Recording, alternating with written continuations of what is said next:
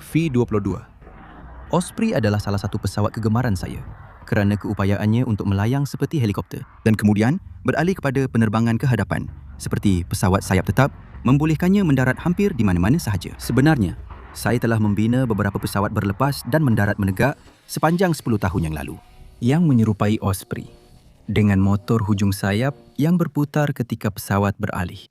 Tetapi sudah agak lama sejak projek VTOL saya yang terakhir. Jadi dalam video ini, saya akan mengajak anda menelusuri cara saya mereka bentuk dan membina setiap komponen pesawat VTOL kawalan radio.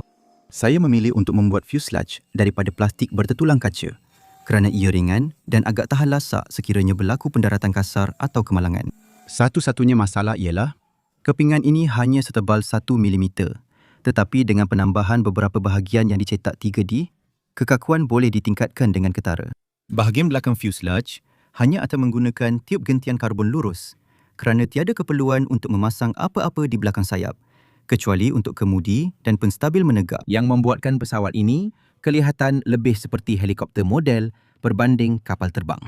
Langkah seterusnya ialah menambah spar sayap utama yang menggunakan tiub gentian karbon yang sama seperti bahagian ekor. Dan semua ini diapit bersama dengan beberapa komponen yang dicetak 3D dan beberapa lagi kepingan gentian kaca untuk kekuatan tambahan yang akan memberikan sayap sudut dihedral ke atas sebanyak 8 darjah. Kemudian spar sayap boleh dimasukkan ke dalam fuselage dan dipasang pada kedudukan dengan beberapa bot, menjadikan rangka yang kukuh tetapi ringan. Ini penting untuk gaya pesawat VTOL seperti ini kerana apabila ia melayang, keseluruhan berat pesawat ditampung oleh hujung sayap, tidak seperti pesawat biasa di mana sayap mempunyai daya angkat yang diagihkan sepanjang rentangnya. Bercakap tentang mengangkat dari hujung sayap, mari kita teruskan ke bahagian pemasangan motor. Sebelum ini, saya telah mencuba beberapa mekanisme berbeza untuk memiringkan motor. Seperti konfigurasi dui servo pertama saya, di mana satu servo besar akan memiringkan untuk peralihan dan satu servo kecil akan memiringkan untuk kawalan ketika melayang. Yang mana berfungsi dengan agak baik tetapi juga agak berat. Jadi, pada VTOL kedua saya betul-betul memasang motor terus ke satu servo saja yang melakukan kedua-dua peralihan, kecondongan dan kawalan melayang. VTOL ketiga, saya juga menggunakan satu servo sahaja tetapi memindahkan putaran melalui sepasang gear untuk mengurangkan beban pada galas servo. Dan akhirnya, VTOL keempat saya yang menggunakan satu servo untuk memiringkan kedua-dua motor melalui satu aci yang melalui sayap yang agak ringan tetapi tidak begitu ideal kerana motor-motor tersebut tidak boleh dimiringkan secara bebas. Jadi, kawalan semasa melayang adalah terhad. Oleh kerana pesawat ini hanya mempunyai dua motor, ia seperti cuba mengimbangi diri di atas bangku berkaki dua. Jadi untuk pesawat mengawal paksi pitch semasa melayang, ia mesti memiringkan motor-motor ini ke depan dan ke belakang. Ini berfungsi dengan mewujudkan satu anjakan antara garis tujahan dan pusat jisim, menyebabkan pesawat berputar. Dan semakin laju motor ini boleh berputar, bermakna semakin responsif paksi pitch itu. Oleh itu, apabila dikawal oleh gyroskop, pesawat akan menjadi lebih stabil. Jadi, mekanisme condong ini direka untuk menjadi seberat mungkin dengan satu servo dipasang pada palang sayap untuk mengurangkan jisim bahagian yang berputar. Diharapkan menjadikannya seresponsif yang mungkin secara mekanikal. Jadi, saya mencetak semua komponen mekanisme condong menggunakan pencetak 3D dan melekatkan beberapa bahagian yang tidak boleh dicetak sebagai satu bahagian. Kemudian, motor boleh dipasang dengan bolt di tempatnya bersama dengan servo, yang mana saya boleh pasangkan gear besar yang dicetak 3D untuk kawalan condong. Kedua-dua bahagian ini kemudian disatukan dan boleh diselitkan ke atas spar sayap, mengepit bahagian servo pada plate dengan bolt untuk mengelakkannya berpusing. Dan itulah hasilnya. Satu mekanisme condong motor yang ringan dan ringkas dan wayar motor serta servo boleh dilalukan dengan kemas melalui spar sayap. Sekarang, seperti yang anda mungkin boleh bayangkan, kelajuan motor dan mekanisme condong perlu beroperasi. Untuk memastikan pesawat stabil semasa melayang, ia perlu cukup pantas. Jadi, sama seperti drone yang memerlukan giroskop dan akselerometer untuk mengira kelajuan motor, pesawat ini juga memerlukannya. Biasanya, giroskop dan akselerometer ini dibungkus dalam sesuatu yang dipanggil pengawal penerbangan, yang mengambil semua data daripada sensor dan menggabungkannya dengan isyarat kawalan yang dihantar untuk memberitahu drone bergerak ke arah tertentu. Tetapi malangnya, tiada pilihan sedia ada untuk jenis pesawat berlepas dan mendarat menegak seperti ini. Jadi, kita memerlukan sesuatu yang lebih khusus. Nasib baik, satu pengawal penerbangan yang berkeupayaan VTOL telah dibangunkan oleh seorang lelaki bernama Nicholas Rim sebagai sebahagian daripada penyelidikan sarjananya. Dan dia telah memuat naik beberapa video di YouTube tentang pelbagai projek yang telah dia gunakan pengawal penerbangan itu. Bagaimana pengawal penerbangannya berfungsi? Ialah ia menggunakan papan pemproses kecil yang dipanggil TINSI yang digabungkan dengan papan giroskop dan akselerometer untuk mengesan orientasi pesawat. Kedua-dua papan elektronik ini sahaja yang diperlukan untuk membina pengawal penerbangan dan ia menjalankan kod tersuai yang dipanggil Dreamflight. Sekarang, saya pernah buat banyak pengekodan Arduino sebelum ini dan nasib baik, pengawal penerbangannya juga menjalankan kod Arduino.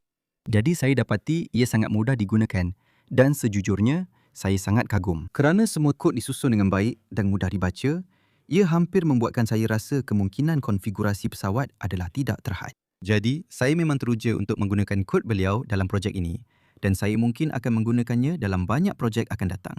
Untuk memudahkan pendawaian pengawal penerbangan, saya memasang komponen-komponen pada papan prototipe. Ini memudahkan saya untuk menyambungkan semua output TINSI ke penyambung untuk servo dan motor. Dan dengan beberapa baris kod ujian, penstabilan gyroskop berfungsi dengan baik.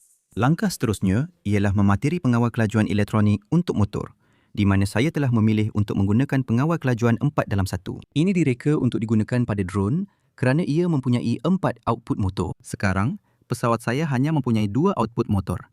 Tetapi yang mengejutkan, ia lebih padat berbanding menggunakan 2 pengawal motor yang berasingan. Kemudian, semua wayar isyarat boleh disambungkan ke pengawal penerbangan serta penerima dan pengawal selia 5 volt untuk membekalkan kuasa kepada servo.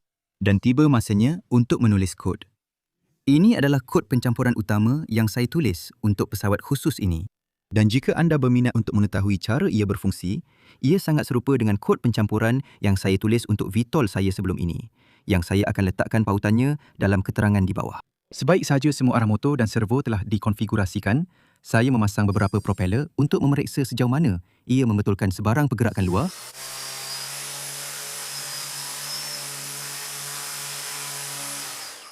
Yang saya tidak syorkan untuk dicuba kerana ia tidak begitu selamat, tetapi ia nampak menjanjikan. Masa untuk ujian hover pertama.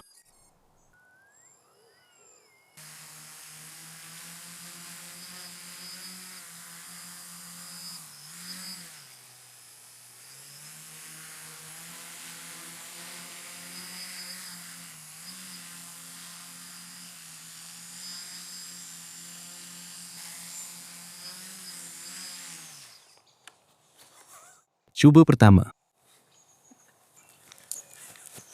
Ia sebenarnya terbang pada cubaan pertama dan hujan hampir turun. Jadi lebih baik saya masuk ke dalam. Sementara saya menunggu hujan reda, saya semak semula kod dalam pengawal penerbangan dan perasan saya telah tetapkan kepada mod penerbangan yang salah. Jadi saya tukar mod penerbangan. Dan nasib baik matahari keluar untuk ujian seterusnya.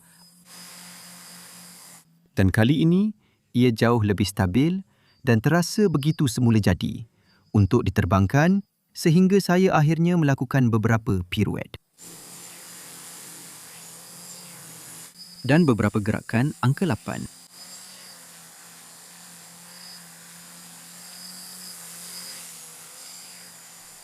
Dan kemudian mendarat sebelum saya sempat menjatuhkannya. Sekarang, apa yang perlu kita lakukan hanyalah tambah sayap dan ekor pada benda ini dan lihat bagaimana ia terbang sebagai sebuah kapal terbang. Seperti yang anda boleh bayangkan, sayap pada pesawat VTOL sangat penting kerana tidak seperti kapal terbang biasa yang menggunakan landasan untuk berlepas dan mendarat, pesawat VTOL perlu melakukan semuanya semasa sudah berada di udara. Ini bermakna ia perlu memecut dari kelajuan udara sifar sehingga ke kelajuan pelayaran dengan sehalus mungkin dan juga memperlahankan dari kelajuan pelayaran ke keadaan berlegar dengan sehalus mungkin. Nasib baik terdapat sebuah laman web yang dipanggil airfoiltools.com yang menyenaraikan pelbagai jenis aerofoil serta data angkat dan seritan mereka yang membantu saya menentukan yang mana satu saya perlukan.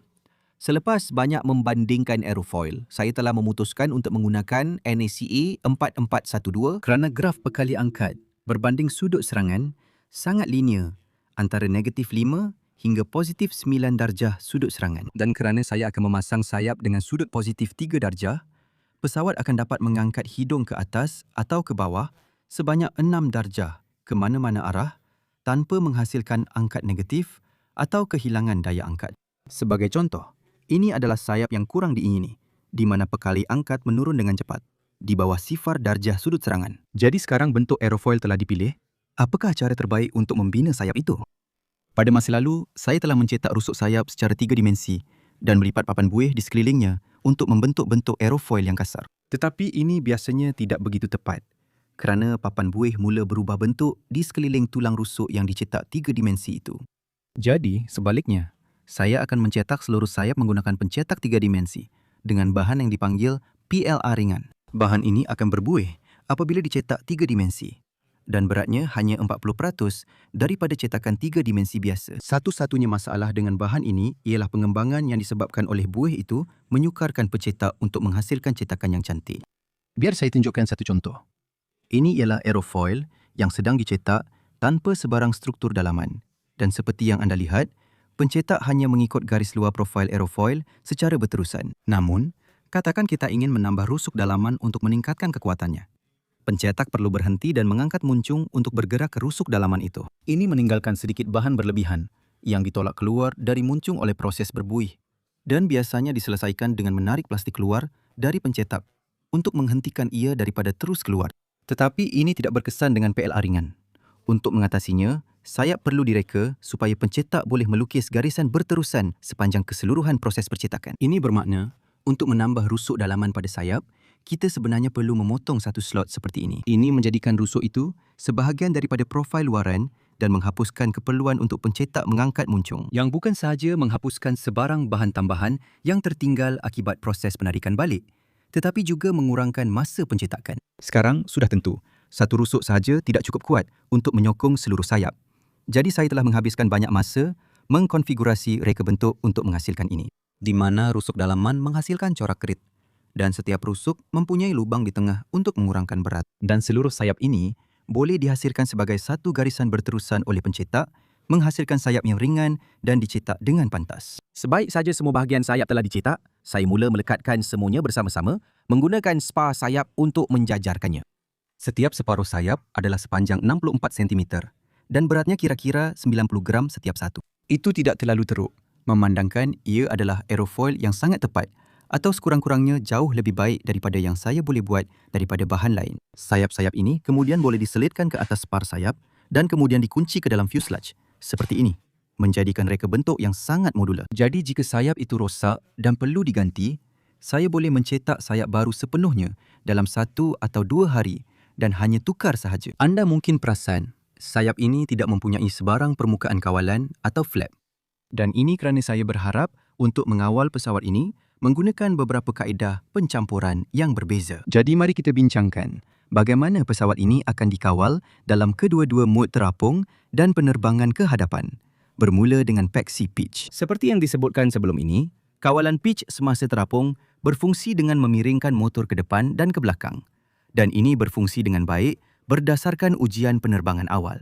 Tetapi anda juga akan perasan elevator belakang turut bergerak. Ini tidak akan membantu memiringkan pesawat semasa terapung dalam keadaan tiada angin. Tetapi jika terdapat sedikit angin hadapan atau pesawat bergerak perlahan ke hadapan, ia akan membantu menyokong kecondongan motor. Untuk kawalan roll, motor berfungsi dengan cara yang sama seperti pada drone konvensional, di mana satu motor dipercepatkan dan satu lagi diperlahankan.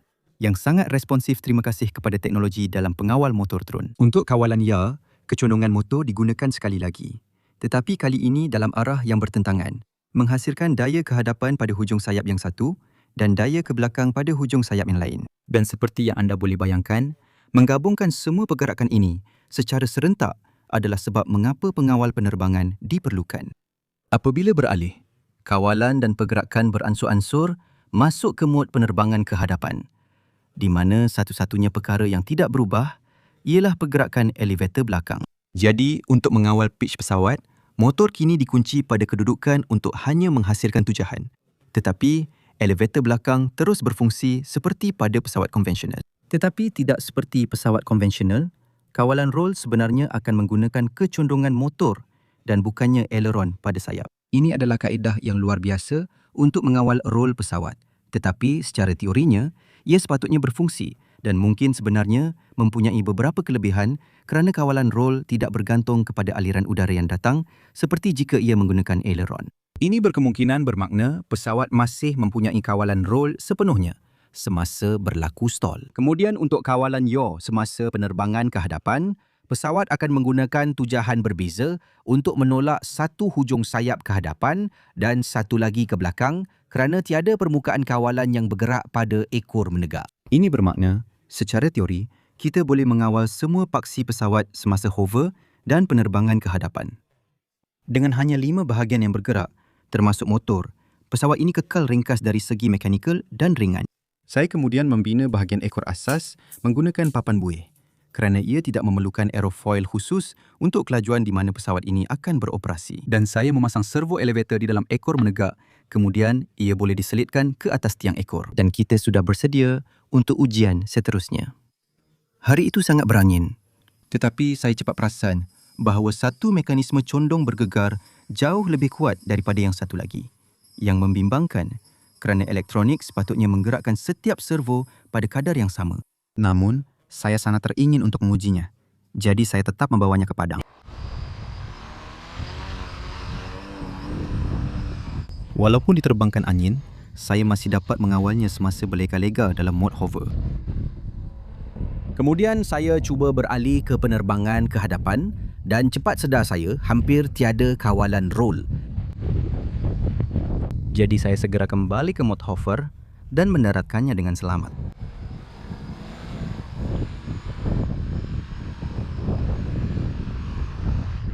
Apabila saya pulang ke rumah, saya sedar salah satu servo condong tidak bergerak sepantas yang satu lagi dan menjadi agak panas. Puncanya adalah kesilapan saya. Kerana semasa saya memasang pivot condong, saya tidak sedar betapa banyak rintangan yang ada. Ini menyebabkan beban yang tidak diingini pada servo. Untuk memastikan perkara ini tidak berlaku lagi, saya menggantikan servo dengan servo yang lebih besar dan lebih laju serta mengurangkan sebarang rintangan dalam mekanisme tersebut. Jadi sekarang, berat motor itu sendiri sudah cukup untuk menggerakkan pivot ke bawah. Selain itu, disebabkan torque yang lebih tinggi pada servo baru ini, saya boleh menggunakan nisbah gear yang berbeza yang membolehkan motor-motor itu condong lebih jauh dan diharapkan dapat memberikan kawalan roll yang lebih baik semasa penerbangan ke hadapan. Jadi, satu lagi ujian, hover ringkas di Taman Berjaya dan kedua-dua servo bergerak pada kadar yang sama. Walaupun pesawat itu mengeluarkan bunyi getaran yang agak teruk, ia disebabkan oleh kelonggaran yang berlebihan pada paksi condong. Namun, ini boleh dibaiki dengan mudah menggunakan pengapit kecil pada spar sayap untuk menghalangnya daripada bergerak. Saya tidak tahu pada masa itu, ada masalah lain yang lebih besar akan muncul. Tetapi kita boleh tangani kemudian. Mari kita lakukan penerbangan ujian yang sebenar.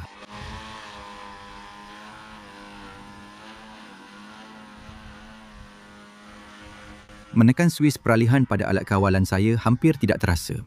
Ketika pesawat memecut menjauhi saya dan dengan servo baharu, kawalan olengan berfungsi dengan sangat baik.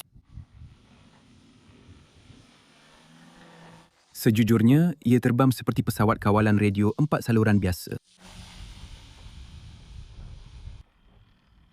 Tetapi satu perkara yang saya tidak jangka ialah daya seretan yang rendah pada pesawat ini menjadikannya sangat sukar untuk memperlahankan kelajuan bagi melakukan hover. Nasib baik, dalam mod hover, saya boleh terbangkannya kembali ke arah saya seperti helikopter.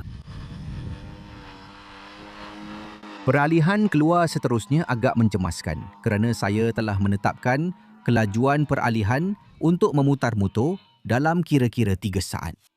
Yang mana terlalu laju dan menyebabkan muncungnya menunduk ke bawah. Dan juga saya perlu berlatih peralihan masuk kerana menaikkan muncung untuk mengurangkan kelajuan menyebabkan kehilangan daya angkat dengan cepat apabila sayap mengalami stall. Jadi apa yang berlaku dengan riak pada sayap itu? PLA ringan yang digunakan untuk mencetak sayap mula cair pada kira-kira 200 darjah Celsius dan dicetak secara 3 dimensi pada kira-kira 245 darjah Celsius. Namun, PLA boleh mula melengkung pada suhu serendah 50 darjah. Saya tak sangka ia akan melengkung begitu cepat, terutamanya di UK. Tapi mungkin ia jadi lebih teruk sebab warnanya gelap dan matte. Penyelesaian paling mudah untuk ini ialah mencetak sayap menggunakan bahan berwarna putih. Tapi, katakanlah, saya tinggalkan ia dalam kereta pada hari yang panas. Ia juga boleh menyebabkan sayap itu cair, walaupun tidak terkena cahaya matahari secara langsung. jadi saya perlu reka bentuk semula sayap itu. Sayap baru ini mempunyai 2 kali ganda bilangan rusuk dalaman, bermakna kulit luar sayap lebih kukuh disokong. Tetapi saya juga mereka bentuk semula lubang pada rusuk supaya lebih sesuai dengan kontur aerofoil dan bukannya lubang bulat. Ini menyebabkan peningkatan berat sebanyak 5.5%, tetapi diharapkan dapat mengurangkan sebarang hirutan. Saya juga mencetak satu lagi reka bentuk yang mempunyai rusuk tambahan sepanjang rentang sayap. Tetapi ini 20% lebih berat daripada reka bentuk pertama. Jadi kita perlu lihat bagaimana semuanya bertahan di bawah matahari. Dengan suhu persekitaran 34 darjah Celsius, saya memasang ketiga-tiga reka bentuk sayap serta versi putih untuk reka bentuk kedua dan menanggalkan penutup teduhan untuk mendedahkan sayap-sayap itu kepada cahaya matahari. Dan dengan sangat cepat, sayap yang lebih gelap mencapai had di mana PLA mula melengkung, manakala sayap putih tidak pernah melebihi 40 darjah. Selepas kira-kira 30 minit di bawah matahari, jelas bahawa reka bentuk pertama sangat melengkung, tetapi dua reka bentuk baru masih kukuh. Jadi, saya memilih untuk mencetak reka bentuk kedua menggunakan bahan putih kerana ia hanya sedikit lebih berat daripada reka bentuk pertama. Tetapi, ia sepatutnya dapat bertahan pada hari-hari panas yang jarang berlaku di sini, di UK. Saya juga telah menanggalkan servo elevator belakang dari ekor dan memasangnya di dalam fuselage untuk menggerakkan pusat jisim ke hadapan. Ini menjadikan berat akhir pesawat meningkat kepada 1.26 kilogram yang tidak menjadi masalah untuk motor-motor ini yang mampu menghasilkan hampir 2.5 kilogram daya tujahan setiap satu. Dan ia adalah motor yang sama yang saya gunakan untuk menggerakkan basikal elektrik dalam video saya yang lepas. Juga dengan lebar sayap 1.3 meter, beban sayapnya lebih kurang sama dengan karbon kap kawalan radio ini. Tapi saya pasti kita semua boleh setuju yang VTOL ini jauh lebih hebat. Dengan sayap baru dipasang, pesawat itu langsung tidak terasa peningkatan berat yang sedikit itu. Dan peralihan ke penerbangan ke hadapan sangat lancar, disebabkan oleh daya angkat yang tinggi dan kelajuan stall yang rendah. Saya sentiasa rasa sukar untuk merumuskan prestasi sebuah pesawat yang saya sendiri reka dan bina. Sudah tentu, saya akan cenderung untuk mengatakan ia terbang dengan hebat. Pesawat ini memang ada kelemahannya, seperti ketiadaan flap yang menyukarkan untuk memperlahankan kelajuan apabila beralih semula ke mod melayang. Dan bateri yang terdedah di bahagian depan mungkin bukan idea terbaik sekiranya berlaku kemalangan. Jadi saya mungkin akan membina satu cangkerang aerodinamik di sekelilingnya pada masa akan datang. Selain itu, mungkin nampak seperti idea yang kurang baik hanya mempunyai satu permukaan kawalan yang bergerak pada elevator. Kerana jika berlaku kegagalan motor, pesawat ini tidak akan dapat membelok. Tetapi sejujurnya, jika motor gagal semasa pesawat sedang melayang, ia tetap akan terhempas. Dan drone memang bergantung sepenuhnya kepada motor mereka juga. Jadi jika dibandingkan dengan pesawat VTOL saya yang lain, ini sememangnya yang terbaik setakat ini. Pesawat VTOL sebelum ini tidak mempunyai kawalan yaw semasa melayang. Dan kawasan sayap yang kecil juga menyukarkan penerbangan ke hadapan. VTOL sebelum itu sangat berat disebabkan oleh spar sayap aluminium, mekanisme condong yang berat dan aerofoil papan buih yang teruk. Saya mesti akui, walaupun VTOL sebelum itu adalah kegemaran saya untuk diterbangkan, ia mempunyai sayap aerofoil yang betul kerana saya membeli sayap itu daripada kit dan rupa bentuknya yang menyerupai Osprey memang nampak hebat. Dan akhirnya, VTOL versi pertama saya yang saya tidak akan huraikan dengan lebih lanjut, seperti yang anda boleh lihat, ia sebenarnya adalah sebuah bas terbang. Jadi, menggunakan segala yang saya pelajari sepanjang beberapa tahun lepas untuk membina VTOL baru ini memang sangat berbaloi. Daripada motor ringan, mekanisme condong dan sayap yang dicetak 3 dimensi dengan tepat, hinggalah kepada teknologi motor drone terkini. Saya pasti saya akan kembali kepada projek ini lagi pada masa akan datang apabila teknologi drone dan keupayaan pencetak 3 dimensi bertambah baik. Tetapi setakat ini, inilah siri yang paling lama berjalan di saluran YouTube saya dengan video VTOL pertama dimuat naik pada tahun 2013. Sejak itu, saluran ini benar-benar berkembang. Terima kasih kepada anda semua yang ingin mengikuti projek saya. Dan minggu lepas, jumlah pelanggan saluran ini telah melebihi 1 juta. Yang mana sejujurnya sangat sukar untuk dipercayai dan saya tak dapat mengucapkan terima kasih yang cukup kepada anda semua. Saya harap anda mendapati projek dan video ini menarik dan mungkin juga belajar sesuatu daripadanya. Kebanyakan kerja reka bentuk telah dilakukan pada bulan Disember dan Januari, di mana saya mungkin menghabiskan kira-kira 3 atau 4 minggu hanya untuk mereka bentuk sayap. Tetapi saya fikir ini adalah masa yang sesuai untuk menyiapkan projek ini dan memuat naik video tepat pada masanya untuk pencapaian 1 juta pelanggan. Jadi terima kasih banyak kerana melanggan. Terima kasih banyak kerana menonton. Jumpa lagi dalam video seterusnya. Selamat tinggal.